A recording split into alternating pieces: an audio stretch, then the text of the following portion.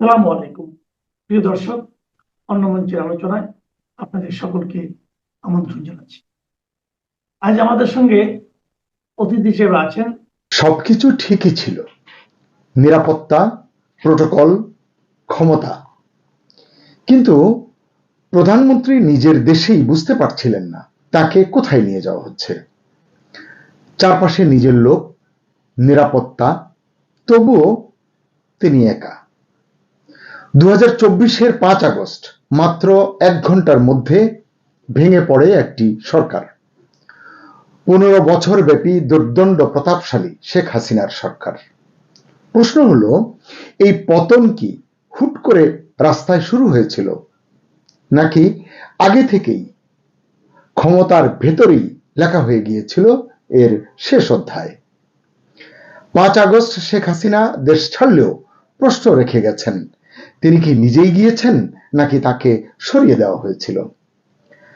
North east নিউজের বিস্ফোরক প্রতিবেদন দাবি করছে, শীর্ষ সেনা কর্মকর্তাদের কৌশলেই পতন ঘটেছে শেখ হাসিনা সরকারের।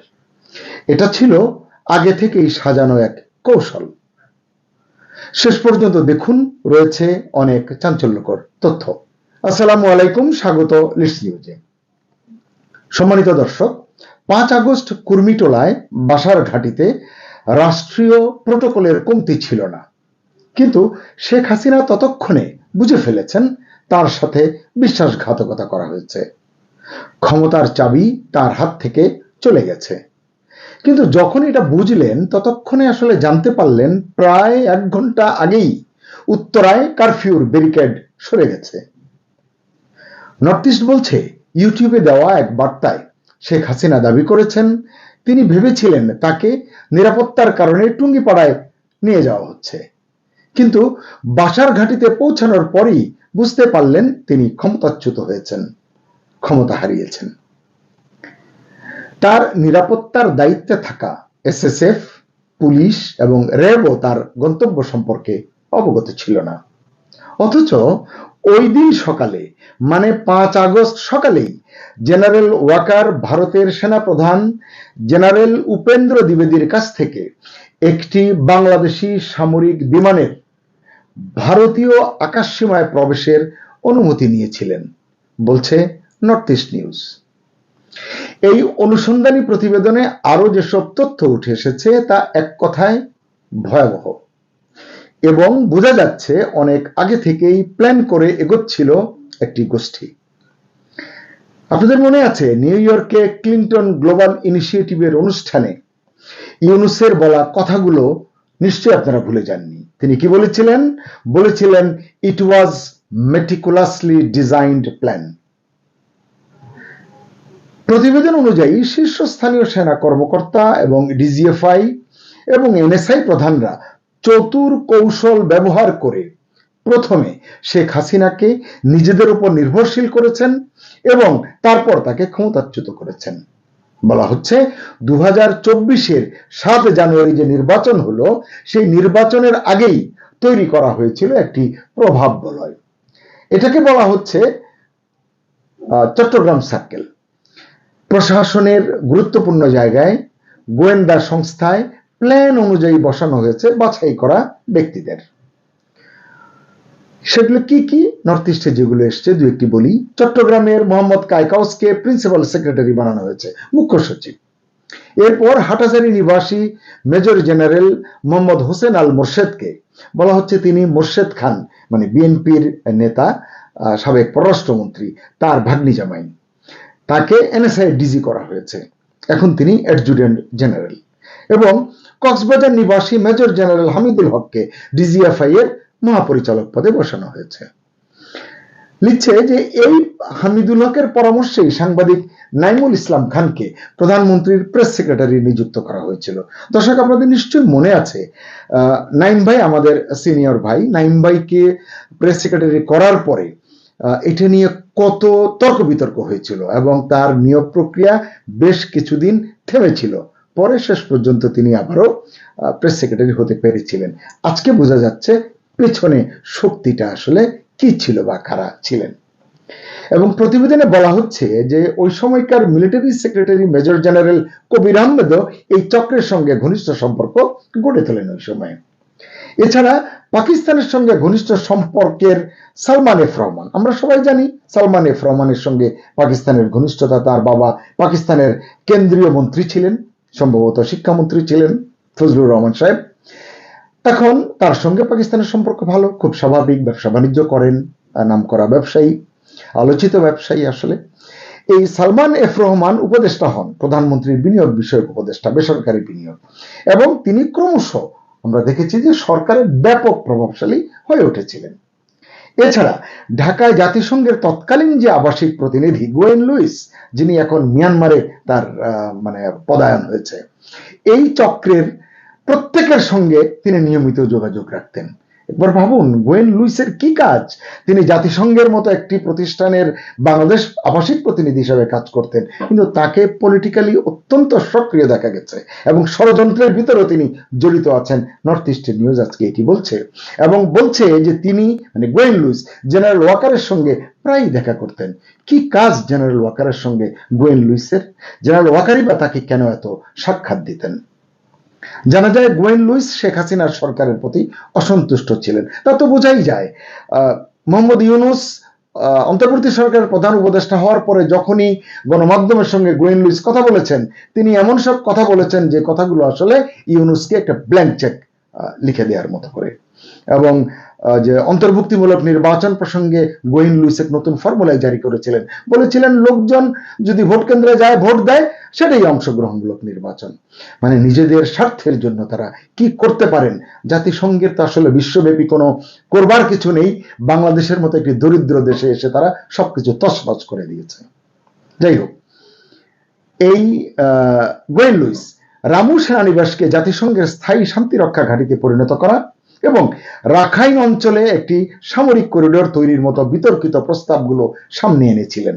নিশ্চয়ই শেখ হাসিনার কাছেও সেগুলো গিয়েছিল, শেখ হাসিনা তো নিশ্চয়ই এগুলো পাত্তা দেননি।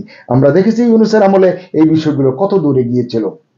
কিন্তু আপনারা এটি তো জানেন, আমরা সবাই জানি, শেখ হাসিনা আসলে ইউনূসের মতো দেশ বিক্রির ধান্দা বুঝতেন না। তার অন্য অনেক সমস্যা থাকতে পারে, অনেক দোষ থাকতে পারে, দেশ বিক্রি করা, দেশের সম্পদ বিক্রি করা, কাউকে দিয়ে দেওয়া, এই ধান্দাটা তিনি করেননি। অনেকে বলবেন যে ভারতকে তিনি সব দিয়ে দিয়েছেন। ভারতকে কি দিয়েছেন 18 মাসে ইউনূস সরকার, সেটা অবশ্যই বের করেছে, আমরা সবাই দেখেছি। যাই হোক, এই যে চক্রটির কথা বললাম, যে এই চক্র আসলে হিংস্র পরিকল্পনা নিয়ে এগিয়েছে, এটি নর্থ ইস্ট নিউজ লিখেছে। তারা বলছে সংঘাত, সহিংসতা এবং সামরিক নিষ্ক্রিয়তার মধ্যে, মানে সামরিক বাহিনী চুপচাপ, যেখানে কথা বলবার দরকার সেখানে বলছে না, নিষ্ক্রিয় থাকছে, এইসবের মধ্যে জাতিসংঘের শান্তিরক্ষা হস্তক্ষেপকে যেন ন্যায্যতা দেওয়া যায়। এজন্য 5 আগস্ট গণসহিংসতার মাধ্যমে শেখ হাসিনাকে হত্যা করা এবং একটি যুদ্ধ পরিস্থিতি তৈরির পরিকল্পনা তারা করেছিল বলে অভিযোগ রয়েছে, লিখেছে north east news. North east আরো বলছে একজন শীর্ষ ভারতীয় জাতীয় নিরাপত্তা কর্মকর্তার সময়োচিত বিচক্ষণ সিদ্ধান্ত এই পরিকল্পনা, বুঝতেই পারছেন অজিত দোভালের কথা তারা বলছেন। কিন্তু অন্য একটি সূত্র থেকে আমি এর আগেই জেনেছি, সেটি একটি কন্টেন্টে বলেছিলাম, যে আসলে র এই বিষয়টি মিস করেছিল। এইরকম একটি বিপর্যয় র একেবারেই বুঝতে পারেনি, বা কোনো কারণে তারা এটি মিস করে গিয়েছিল। কেজিবির তরফ থেকে এটি জানানো হয়েছে দিল্লিতে, দিল্লির শীর্ষ পর্যায় থেকে রয়ের কর্মকর্তা এবং নিরাপত্তা কর্মকর্তাদের এটি নিয়ে নরেন্দ্র মোদী বা অন্য কেউ অত্যন্ত প্রেসার দিয়েছিলেন, এবং তারপরে কিছুক্ষণের ভিতরেই এই দৃশ্যপটটি পাল্টে যায়। এই যে শেখ হাসিনাকে নৃশংসভাবে হত্যা করার চিন্তা, হেনস্থা করবার কুপরিকল্পনা এবং চূড়ান্ত অপদস্থ করার বদ মতলব হীন চক্রান্ত, এগুলো আসলে এই ঘটনার মধ্য দিয়ে কেজিবি করুক আর র করুক বা অজিত দোভাল করুক, এটি ব্যর্থ হয়েছিল। সুপ্রিয় দর্শক, আপনারাও দেখেছেন শেখ হাসিনার প্রস্থানের খবর ছড়িয়ে যাবার পর অরাষ্ট্রীয় শক্তিগুলো, নন স্টেট অ্যাক্টর শক্তিগুলো কোনো প্রতিরোধ ছাড়াই গণভবন, সংসদ ভবন এবং প্রধানমন্ত্রীর কার্যালয়ে ভাঙচুর চালিয়েছে, লুটপাট করিয়েছে, নির্বিকার ভঙ্গিতে, নির্বিবাদে। কেউ তাদের এতটুকু বাধা দেয়নি বা প্রতিরোধ করেনি। কেন করেনি? প্রশ্নটি একবার নিজেকেই করুন। ক্ষোভ আছে শেখ হাসিনার প্রতি, রাষ্ট্রীয় প্রতিষ্ঠান, রাষ্ট্রীয় ভবন, রাষ্ট্রীয় সংস্থার প্রতি এই ক্ষোভ কার স্বার্থে? যাই হোক, এদিকে আওয়ামী লীগের নেতারা, মানে ওই সময়কার আওয়ামী লীগের নেতারা যারা ওই সময়ে বলা হচ্ছে ওই সময়ে শেখ হাসিনার কাছাকাছি ছিলেন বা তার সঙ্গে যোগাযোগে ছিলেন, তারা শেখ হাসিনাকে বারবার আশ্বাস দেবার চেষ্টা করেছিলেন, বলবার চেষ্টা করেছিলেন যে রাজনৈতিকভাবেই এখনকার যে পরিস্থিতি এটিকে মোকাবেলা করা উচিত বা আমরা করতে চেষ্টা করতে পারি। শেখ হাসিনা আসলে রাজি হননি। কেন রাজি হননি বুঝতে পারবেন, কারণ জেনারেল ওয়াকার এবং সেনাবাহিনীর আরো কয়েকজন শীর্ষ কর্মকর্তা রাজনৈতিকভাবে পরিস্থিতি মোকাবিলা করলে মানে পরিস্থিতি আরো ভয়াবহ হবে, তিনি নিরুৎসাহিত করেছেন তারা এটিকে। তারা বলেছেন এতে হতাহতের সংখ্যা বেড়ে যাবে এবং পরিস্থিতি নিয়ন্ত্রণ করা শেষ পর্যন্ত হয়তো সম্ভব হবে না। তারা মানে ওই চক্র শেখ হাসিনার ছোট বোন শেখ রেহানা এবং বেসরকারি বিনিয়োগ উপদেষ্টা সালমান এফ রহমানকে একেবারে মুখ্যম সময় মতো কাজে লাগিয়েছেন। কিভাবে করেছেন জানি না, হয়তো ভয়ভীতি দেখিয়েছেন বা কিসের কারণে আমি জানি না। তাদের সহায়তায় মানে শেখ রেহানা এবং সালমান এফ রহমানের সহায়তা তারা শেখ হাসিনাকে শেষ পর্যন্ত সামরিক নির্ভর থাকতে রাজি করিয়েছিলেন বা বাধ্য করেছিলেন। আপনাদের আরো মনে আছে শুরুর দিকে যে কোটা আন্দোলন, এটা কিন্তু সহিংস ছিল না, এটা কাউকে দোষ দিয়ে লাভ নেই। ক্রমশ ধীরে ধীরে এটি সহিংস রূপ নিয়েছিল। এই প্রতিবেদন বলছে এই সময় সেনা এবং গোয়েন্দা সংস্থার পক্ষ থেকে আন্দোলন দমনে জোর দেওয়া হয় শক্তি প্রয়োগের দিকে, কৌশলের বিষয় নয়। আমরা তো জানি অতীতে অনেক সরকারের সময় গোয়েন্দারা গোপনে নানান লেভেলে কথা বলে সরকার বিরোধী আন্দোলন নস্যাৎ করেছে, কিন্তু এবার হয়েছে উল্টোটা। এমনকি 6 ছাত্র নেতাকে যে আটক করা হয়েছে, সে তাদেরকে আটক করে যে বিবৃতিতে স্বাক্ষর করতে বাধ্য করার যে ঘটনাটি ঘটেছিল, এটি আসলে বিক্ষোভকে আরো উস্কে দিয়েছিল এবং সরকার পতনে ভূমিকা রেখেছিল। রাজনৈতিক বিশ্লেষকরা বলেছেন যে উদ্ভূত সহিংস পরিস্থিতি মোকাবিলায় সেনাবাহিনীর উপর নির্ভর করাই ছিল শেখ হাসিনার সবচেয়ে বড় রাজনৈতিক ভুল। নিজেকে বাঁচাতে নির্বাসনে গিয়ে দেশান্তরী হয়ে সেই ভুলের মূল্যই তিনি চুকিয়েছেন। 5 আগস্ট আপনারা টিভি স্ক্রলে যখন শুনলেন বা আমরা যখন জানলাম সেনাপ্রধান জাতির উদ্দেশ্যে ভাষণ দেবেন, তখনই আসলে বোঝা গেছে সরকার বা শাসন ব্যবস্থায় পরিবর্তন হতে যাচ্ছে বা হয়ে গেছে। এই কারণেই হয়তো প্রশ্ন উঠছে সবকিছু আগে থেকেই পরিকল্পিত ছিল। নর্থ ইস্ট নিউজ লিখছে শাসন পরিবর্তনের অন্যতম প্রধান ফল ছিল জামাতের রাজনৈতিক পুনর্বাসন। জামাত নিষিদ্ধ ছিল, শেখ হাসিনা জামাতের প্রতি ন্যায় করেছেন না অন্যায় করেছেন সেই বিতর্ক বাদ দিয়ে রাতারাতি মুহূর্তের ভিতরে জামাত আবার একেবারে মানে প্রভাব বলয়ের কেন্দ্রবিন্দুতে এসে দাঁড়ালো। এতে আরো বলা হয়েছে জেনারেল ওয়াকার কয়েকটি সেনানিবাসে নিষিদ্ধ ঘোষিত জামাত নেতাদের সঙ্গে বৈঠক করেছিলেন। এটি সত্য মিথ্যা জানি না, তবে এটি তো আপনারা সকলেই শুনেছেন। তিনি যখন ডেকেছেন টেলিভিশনে কথা বলেছেন, সর্বপ্রথম তিনি বলেছেন যে জামাত নেতারাও এখানে এসেছিলেন। জামাত প্রীতি তার একটি এটি বদনাম বা সমালোচনা, এটি কিন্তু এখন জনমনে বেশ প্রতিষ্ঠিত। নর্থ ইস্ট যেসব কৌশলের কথা লিখেছে এই প্রতিবেদনে, এটা যদি বলি এরকম যে প্রথমে হচ্ছে ঘিরে ফেলা শেখ হাসিনাকে বা প্রধানমন্ত্রীকে, তারপর তাকে নির্ভরশীল করা গোয়েন্দাদের উপর, সেনাবাহিনীর উপর, এরপর বিচ্ছিন্ন করা জনগণ থেকে, রাজনীতির মাঠ থেকে, সকল জায়গা থেকে, প্রশাসন থেকে, এবং সবশেষে সরিয়ে দেওয়া ক্ষমতা থেকে। অর্থাৎ আমি দেখলাম যে এখানে 4 ধাপের গেম প্ল্যান বাস্তবায়ন করা হয়েছে। দর্শক, আপনারা জানেন যে ইতিহাসে বিভিন্ন দেশে অনেক সরকারের পতন হয়েছে, কিন্তু এত এত যে সরকারের পতন হয়েছে, সব পতনের পেছনে কিন্তু এত প্রশ্ন থাকে না যত প্রশ্ন বাংলাদেশের সরকার প্রধানের পতনকে ঘিরে এখনো পর্যন্ত উচ্চারিত হচ্ছে। তাই বলছি, যদি এই প্রতিবেদনে উঠে আসা অভিযোগগুলো সত্য হয়, তাহলে বুঝতে হবে 5 আগস্ট শুধু একটি রাজনৈতিক পরিবর্তন হয়নি, এটি শুধু একটি সরকার পতনের গল্প ছিল না, এটি ছিল বাংলাদেশের সাম্প্রতিক ইতিহাসের সবচেয়ে বড় ইনসাইড গেম বা ইনসাইড অপারেশন, যেখানে রাষ্ট্রীয় ক্ষমতার ভেতর থেকেই লেখা হয়েছে সরকার পতনের স্ক্রিপ্ট। দেশি বিদেশি ডিপ স্টেট মিলে এটি লেখা হয়েছে। সুপ্রিয় দর্শক, 5 আগস্টের পর বাংলাদেশে সবকিছু বদলে গেছে, কিন্তু একটা জিনিস কিন্তু বদলায়নি, সেটা হলো সত্যটা এখনো আড়ালেই রয়ে গেছে।